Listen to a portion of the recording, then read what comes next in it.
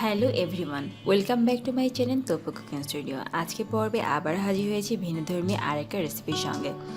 এখন যেহেতু পাকা আমের সময়, সেহেতু আমি আপনাদেরকে তৈরি করে দেখাবো কিভাবে পাকা আম দিয়ে আপনারা জ্যাম তৈরি করতে পারেন। আমরা কিন্তু এটা সাধারণত বাজার থেকে কিনে নিয়ে আসি জ্যামটাকে। আমি যে প্রসেসে আপনাকে জ্যামটা বানানো দেখাবো, ঠিক এই প্রসেসে যদি আপনি জ্যামটা বানান তাহলে জ্যামের টেস্টটা হবে একদম বাজারের মতোই। চলুন তাহলে দেখে নেওয়া যাক আমার আজকের এই জ্যামের রেসিপিটা। আমার আজকের এই জ্যামের জন্য আমি এখানে নিয়েছি 1 বাটি পরিমাণ আমকে আমি ব্লেন্ডার দিয়ে ব্লেন্ড করে নিয়েছি চিনি আর লেবুর রস। এই 3টে উপকরণ দিয়ে আজকে জ্যামটাকে তৈরি করব। এটা তৈরি করা অনেক সহজ আর আপনারা খুব সাশ্রয়ে এটাকে তৈরি করতে পারবেন। রেসিপি তৈরির জন্য অলরেডি চুলায় একটা প্যান দিয়ে দিয়েছি আর দিয়ে দিলাম চিনি। আমার আমটা খুব মিষ্টি, এই জন্য চিনিটা আমি একটু কম অ্যাড করলাম।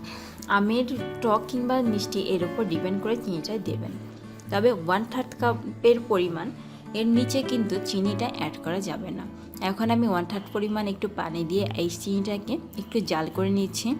যখন আপনি দেখতে পারবেন যে চিনিটা পানির সঙ্গে একদম গলে গেছে, ঠিক তখনই দিয়ে দিতে হবে এই ব্লেন্ডার করে নাও আমটাকে। চিনিটাকে খুব একটা বেশি জাল করার প্রয়োজন নেই, শুধুমাত্র চিনিটা গলে গেলেই চলবে। এখন এই চিনির সঙ্গে আমটাকে খুব ভালো মতো নেড়ে চেড়ে দিচ্ছি আর এই রেসিপিটা বানাতে মিনিমাম 10 থেকে 15 মিনিটের মতো লাগবে। আপনি এই প্রসেসে জ্যামটা বানিয়ে ফ্রিজে মিনিমাম 4 থেকে 5 মাস সংরক্ষণ। আমি এর মধ্যে আর কিছুটা অ্যাড করব, একটা লেবুর রস। লেবুর রসটা আমি এই জন্যই অ্যাড করব, যদি আমি লেবুর রসটা এই রেসিপিতে দিই তাহলে কিন্তু আমের যে কনসিস্টেন্সিটা আছে সেটা একদম ঠিক থাকবে।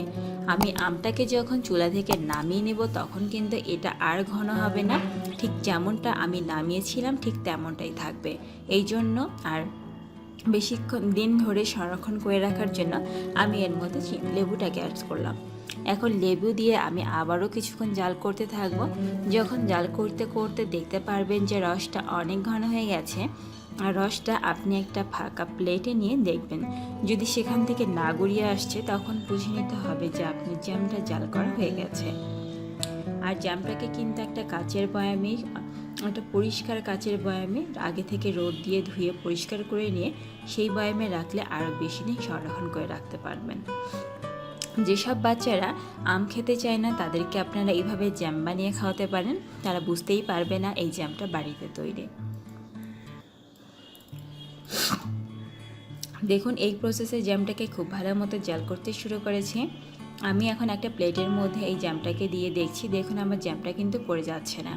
যখন দেখবেন এমনটা পড়ে না যাবে তখনই বুঝে নিতে হবে যে আমার জ্যামটা একদমই তৈরি হয়ে গেছে।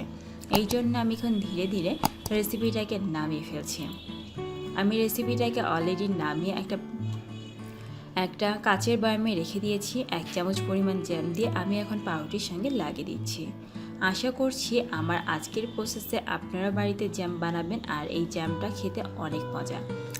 আশা করব রেসিপিটা আপনাদের ভালো লেগেছে। যদি ভালো লাগে তাহলে প্লিজ আমার চ্যানেলটাকে সাবস্ক্রাইব করবেন আর পাশে থাকা বেল আইকনটাকে ক্লিক করবেন। আজ তাহলে এখানে বিদায় নিচ্ছি। সবাই ভালো থাকুন, সুস্থ থাকুন।